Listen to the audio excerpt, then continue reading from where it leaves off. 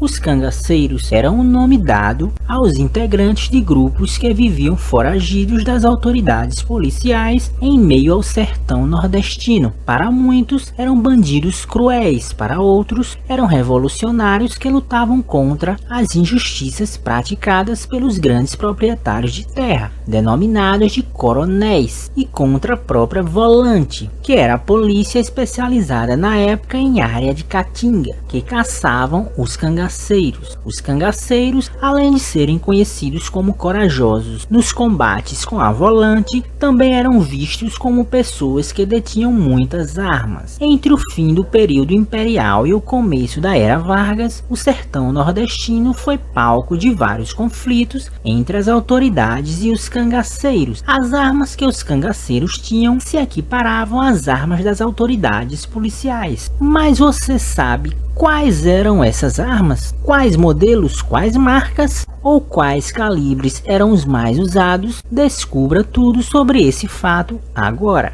A cultura armamentista é muito avançada em alguns países. Estados Unidos, por exemplo, é um país onde existem mais armas registradas do que cidadãos residentes no país. Há lugares como Nova York que existe um controle maior. Porém, existem outros estados americanos como Texas, Vermont e Novo México que o controle de armas é praticamente quase inexistente se comparado com o próprio Brasil. Mas o que muitos não sabem é que o Brasil já teve lá no passado uma cultura bem mais flexível no tocante às armas de fogo. Sabemos também que era outra época e muitas pessoas desconheciam desse direito e pouco se interessavam em possuir uma arma, a não ser que essa pessoa tenha servido às forças armadas. Fato é que muitos desses cangaceiros andavam com verdadeiros arsenais prontos para qualquer possível confronto. A maioria dessas armas eram utilizadas por militares e muitas delas tinham sido usadas até na Primeira Guerra Mundial. Conforme a Biblioteca Nacional Digital, as armas mais utilizadas pelos cangaceiros eram fuzis, carabinas, pistolas, pistola Mauser, pistolas Luger Parabellum, rifle Winchester, submetralhadora Bergmann e outros tipos de armas. A carabina Coblin, por exemplo, era fabricada na Bélgica. Modelo 1873, teve seu uso de forma duradoura no Brasil e passou por inúmeras transformações em suas particularidades nos mais variados modelos. Ela foi regulamentada pelo Exército Brasileiro no ano de 1873, sendo a arma mais utilizada pela Infantaria Imperial até 1892. Também foi utilizada na Revolução Federalista, Guerra dos Canudos e na Revolta Armada. Entre os cangaceiros, ela levava fama de ser a arma preferida do cangaceiro Jesuíno Brilhante, considerado o primeiro cangaceiro da história. Winchester, arma de origem norte-americana, teve seu nome inspirado no seu criador, Oliver Winchester. Foi uma arma bastante utilizada nos Estados Unidos, mas teve seu auge de popularidade durante a Guerra do Paraguai, sendo usada pelas forças militares brasileiras. Entre os cangaceiros,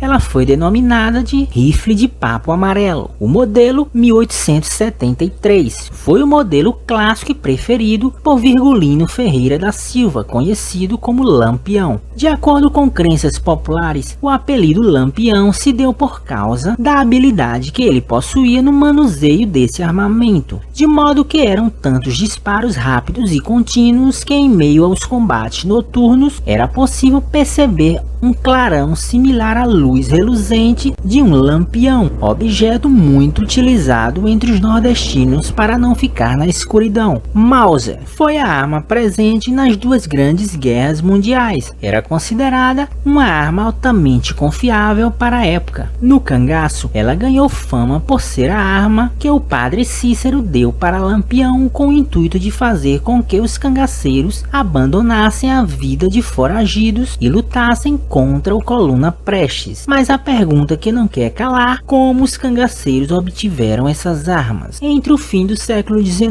e o início do século XX, várias armas foram encomendadas pelo exército, mais do que a necessidade da corporação. Isso fez com que muitos civis e reservistas tivessem acesso a elas. Anos mais tarde, muitos desses civis e reservistas se tornaram cangaceiros. Porém, a maior parte das armas acabou nas mãos dos cangaceiros através da incorporação de muitos integrantes do bando de Lampião aos batalhões patrióticos formados para enfrentar Coluna Prestes durante o governo do então presidente da época, Arthur Bernardes. Coluna Prestes foi um movimento político-militar brasileiro ocorrido entre 1924 e 1927 ligado ao tenentismo. O principal motivo para a criação do movimento foi a insatisfação com o governo do presidente Arthur Bernardes e o regime da República Velha, conhecida como política do café com leite. Os armamentos usados pelos cangaceiros eram sempre um reflexo de seu tempo. Como o cangaço surgiu pouco tempo após grandes conflitos nacionais e internacionais, boa parte desses armamentos eram derivados desses acontecimentos conflituosos. Através dessas armas, o movimento ganhava força, tendo um arsenal que tinha sido usado também nas grandes guerras. A forma que eles obtiveram essas armas foram muitas vezes mediante práticas de contrabando e também outros meios legais, como a própria incorporação de equipes para combater a Coluna Prestes.